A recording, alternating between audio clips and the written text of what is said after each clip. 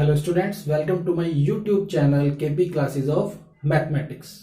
तो स्टूडेंट्स, आज हम क्लास में शुरू करने वाले हैं सीबीएसई क्लास 11th का चैप्टर नंबर फर्स्ट, जिसका नाम है set.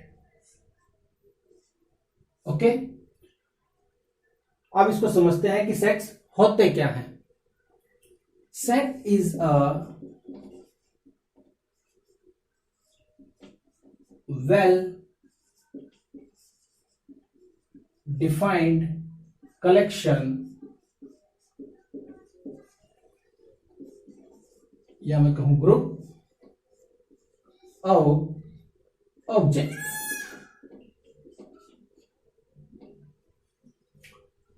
According to definition, set क्या है? अ वेल डिफाइंड कलेक्शन या ग्रुप ऑफ ऑब्जेक्ट्स का। ग्रुप या कलेक्शन दोनों बातें एक ही है और ये हमारी डेली लाइफ में हम सुनते ही रहते हैं और देखते भी रहते हैं। जैसे आप अपनी क्लास को ही ले लीजिए, क्लास क्या है? एक ग्रुप ही तो है। और कैसा ग्रुप है? क्लास 11th का। इसी तरह स्कूल क्या है? एक ग्रुप है। किसका? चिल्ड्रंस का, बच्चों का क्या है? एक ग्रुप ही तो है, एक कलेक्शन ही तो है। इसी तरीके से जो हमारी आर्मी है वो सोल्जर्स का क्या हो गई? ग्रुप हो गई। ठीक है, तो ये सभी हमारे क्या होते हैं? कलेक्शन। ओके, अब ये वेल डिफाइंड क्या है? यहां पर जो समझने वाली बात है वेल डिफाइंड है कि वेल डिफाइंड कलेक्शन होते क्या है। देखिए, ये जो वेल डिफाइंड कलेक्शन है एक ऐसा ग्रुप या कलेक्शन होता है जिसको हम इजीली क्या करें? डिफाइन कर दें। जिसको हम इजीली डिफाइन कर दें और जो उसके एलिमेंट्स हो या जो ऑब्जेक्ट और एलिमेंट एक ही बात है। जो उसके एलिमेंट होते हैं वो बिना किसी डाउट के उसी से क्या करते हैं? बिलोंग करते हैं और किसी दूसरे ग्रुप से बिलोंग नहीं करते। और वो जो आंसर होता है, वो जो ग्रुप होता है, वो क्या होता है? यूनिक होता है। समझ रहे हैं ना स्टूडेंट्स? अब देखिए, इसको और एग्जांपल से हम क्लियर करते हैं। सपोज मैं एक एग्जांपल लेता हूं। Let's take a natural number which are less than 6। हम नेचुरल नंबर्स का एक ऐसा ग्रुप लेते हैं जो कि 6 से छोटा हो। तो हम क्या लिखेंगे? 1 2 3 4 5, हम यही तो लिखेंगे। तो ये एक ग्रुप हो गया नेचुरल नंबर्स का, और ये सभी के सभी क्या है? 6 से लेस है। समझ रहे हैं ना? यहां सभी के सभी एलिमेंट्स 6 से कम है, तो ये एक नंबर्स का ग्रुप हो गया, नेचुरल नंबर्स का। और कैसा ग्रुप हो गया? Well defined. तो हम इसको क्या बोलेंगे? सेट। ओके, क्या बोलेंगे हम इसको? सेट। अब एक और एग्जांपल लेते हैं, उससे हमें पता लग जाएगा कि किनको हम सेट नहीं बोलेंगे, किन ग्रुप्स को हम सेट नहीं बोलेंगे। जैसे मैं एक ग्रुप लेता हूं, let's take the group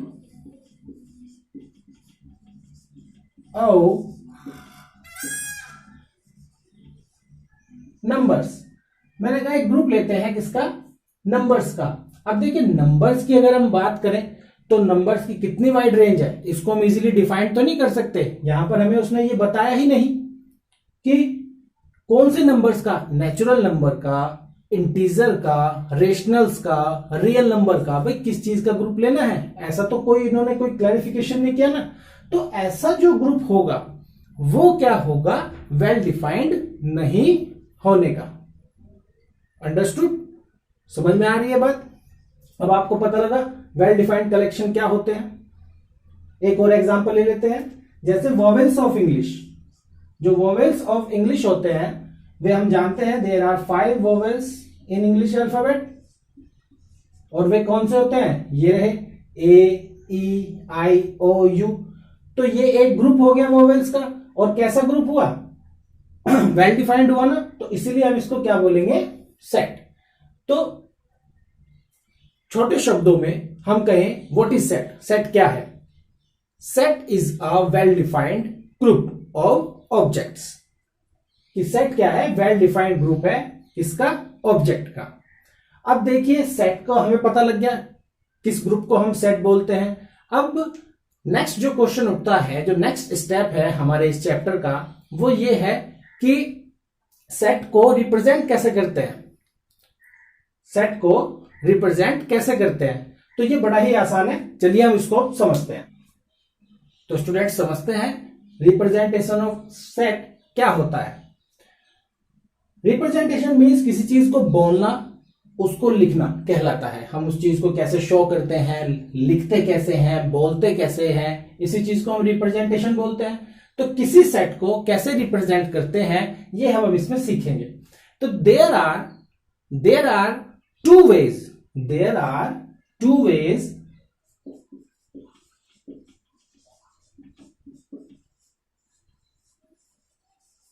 of representing a set। किसी भी सेट को रिप्रेजेंट करने के कितने वेज हैं? 2 वेज होते हैं, और वे कौन से हैं? सबसे पहला है रोस्टर फॉर्म या रोस्टर मेथड, सेकंड है सेट बिल्डर फॉर्म या सेट बिल्डर मेथड। तो सेट को, किसी भी सेट को रिप्रेजेंट करने के 2 मेथड होते हैं, रोस्टर फॉर्म और set builder form. Understood? Roster form का एक दूसरा नाम भी होता है जिसे हम क्या बोलते हैं? Tabular form. Set builder form का भी इसी तरह दूसरा नाम होता है रूल मेथड। ओके, तो चलिए समझे स्टूडेंट्स। चलिए हम एक एग्जांपल लेते हैं जिससे हम रोस्टर फॉर्म और सेट बिल्डर फॉर्म दोनों ही फॉर्म को बड़े ही इजीली हम समझ जाएंगे। चलिए हम एग्जांपल लेते हैं फैक्टर्स का। सपोज क्वेश्चन है the set of all factors of 20, यानी कि ये एक सेट है किसका? सभी फैक्टर्स का। किसके?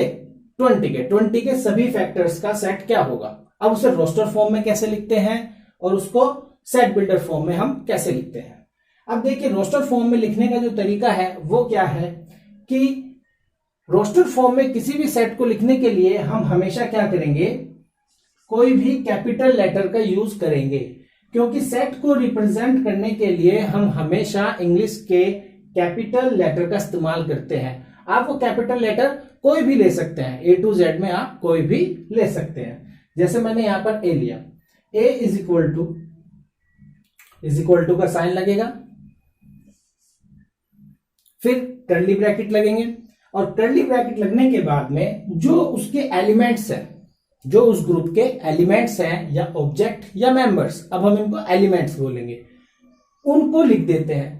अब यहां पर देखिए 20 के फैक्टर कौन कौन से होते हैं? 1, 2, 4, 5, 10 और लास्ट में 20 भी तो इसका एक फैक्टर होता है। भाई कोई नंबर अपने आप का फैक्टर तो जरूर होगा, तो हमने इसको लिख दिया ना रोस्टर फॉर्म में। समझ में आई बात? तो रोस्टर फॉर्म में किसी भी सेट को कैसे रिप्रेजेंट करना है उसका तरीका ये है। इसमें हम एलिमेंट्स को क्या करते हैं? लिस्टेड करते हैं। ओके, ये समझ में आया? अब इसी को चलिए सेट बिल्डर फॉर्म में कैसे लिखेंगे।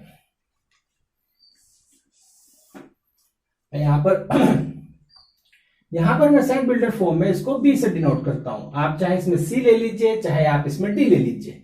ओके, वही फिर इक्वल टू का निशान, कर्ली ब्रैकेट यहां पर लगेगा। समझे?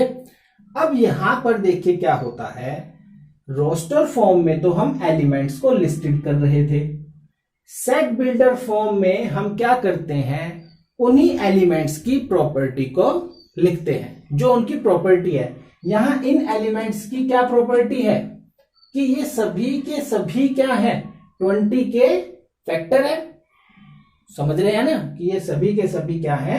20 के फैक्टर है। तो यहां पर हमें इसी प्रॉपर्टी को लिख देना है, और इस प्रॉपर्टी को लिखने का कुछ रूल है, ज्यादा रूल नहीं है। एक रूल है, वो क्या है कि हम एलिमेंट्स को क्या मान लेते हैं? x। आप स्मॉल y भी मान सकते हैं, और ध्यान है स्मॉल ही मानना है। स्मॉल y भी, स्मॉल z भी, जो आपकी मर्जी हो आप मान सकते हैं। फिर हम कोलन का साइन लगाते हैं और इस कोलन के साइन को हम सच दैट बोलते हैं।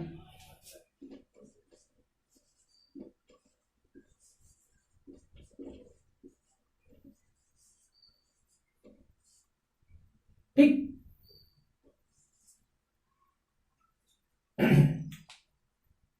समझ में आया स्टूडेंट? अब इसको देखिए क्या बोलेंगे। B is the set, B यानी कि ये एक सेट है, B is the set of all axis, B is the set of all axis, इसको क्या बोला देंगे, सच that X is a factor of 20। मैं रिपीट कर रहा हूं, B is the set of all x's such that x is a factor of 20, और यहां पर मैंने इसको कर्ली ब्रैकेट से एनक्लोज कर दिया।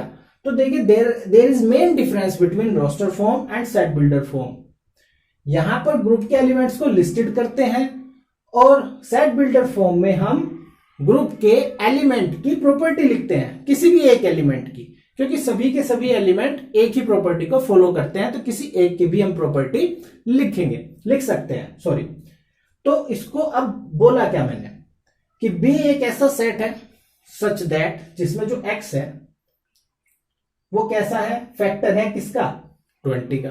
तो समझ में आया स्टूडेंट्स? फॉर एग्जांपल क्या लेते हैं, द सेट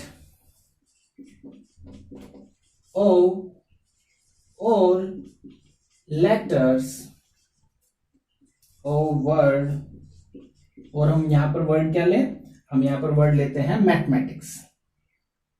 ओके,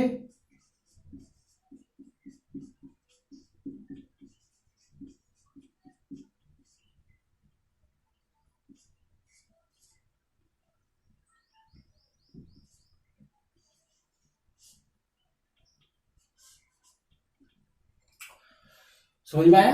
हम यहां पर एक और एग्जांपल ले लेते हैं और वो क्या है, the set of all letters, सभी लेटर्स का जो कौन से वर्ड के हैं, मैथमेटिक्स के हैं, और इसको हमको रोस्टर फॉर्म और सेट बिल्डर फॉर्म दोनों में ही लिखना है।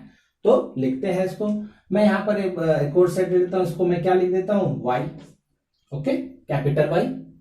रोस्टर फॉर्म में आपको बताया था कि ये एक ग्रुप है यानी कि सेट है, इसके एलिमेंट्स क्या होंगे, जिनसे ये मिलकर बना है, ओके, इनको लिखना। अब इसको लिखते हैं हम MATH, ओके, E। अब देखिए यहां पर M आया, वर्ड में क्या है, अगला लेटर M है, लेकिन यहां पर हम M नहीं लिखेंगे। क्यों नहीं लिखेंगे? क्योंकि रोस्टर फॉर्म का एक रूल है कि none of the element can be repeat, कोई भी एलिमेंट रिपीट नहीं हो सकता। हर एक एलिमेंट ओनली वन टाइम, केवल एक ही बार लिखा जाएगा। जैसे यहां पर M आ चुका है तो we can not write M again, हम उसको दोबारा नहीं लिख सकते, तो हमने इसको छोड़ दिया। अब A, अगेन A भी यहां पर हम लिख चुके हैं, हम नहीं लिखेंगे। T, फिर से T हम यहां पर लिख चुके हैं, हम नहीं लिखेंगे। I हम लिखेंगे C एंड S, और इसको कर्ली ब्रैकेट में एनक्लोज कर देंगे। तो अब समझ में आया आपको? रोस्टर फॉर्म का एक और नया रूल है कि कोई भी एलिमेंट रिपीट नहीं होगा। और मैं एक और बात आपको बता दूं, सीक्वेंस पर भी कोई फर्क नहीं पड़ता। अगर मैं एलिमेंट्स को ऐसे लिख दूं, suppose I S C E M A H T, okay, 3 3 6 2 8 3 3 6 2 8, यहां पर मैंने इनका सीक्वेंस चेंज कर दिया तो हमारा आंसर गलत नहीं होगा। ओके, अब इसी को सेट बिल्डर फॉर्म में कैसे लिखेंगे? सेट बिल्डर फॉर्म में मैं इसको Z ले लेता हूं। आपको बताया जा चुका है कि हम ग्रुप के एलिमेंट की प्रॉपर्टी लिखते हैं। तो ये हमारा ग्रुप है, इसके एलिमेंट की प्रॉपर्टी क्या है कि सभी के सभी जो वर्ड हैं वो क्या है, इस आई एम सॉरी कि सभी के सभी जो लेटर हैं वो क्या है, इस वर्ड से क्या करते हैं, बिलोंग करते हैं, इस वर्ड के ही हैं। तो the set of all x's यानी कि Z is the set of all x's such that X is a letter of, किसके वर्ड है ये, सॉरी किसके लेटर है, मैथमेटिक्स के।